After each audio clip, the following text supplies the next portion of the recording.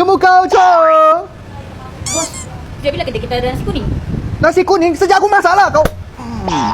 Habiskan video ni. Pertama sekali kita sediakan margarin guys.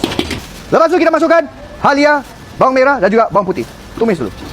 Serai, kunyit hidup di blend dengan minyak. Lepas tu kita masukkan santan guys. Kamu mau pakai santan kotak kah, santan fresh kah pun boleh juga. Chicken powder, garam, lada putih, tak sedikit air, daun limau. Masukkan beras yang sudah direndam setengah jam guys. Kita campurkan sehingga air kering guys. Setelah dia agak kering sudah begini, kita transfer pergi satu steamer. Lepas tu kita ratakan guys ya. Oke, kita kasih lubang-lubang sikit di tengah ni. Steam selama setengah jam. Oke, nah guys, tadi saya cakap 30 menit kan. So totalnya saya sudah masak steam 1 jam 30 menit guys. Baru dia masak begini guys.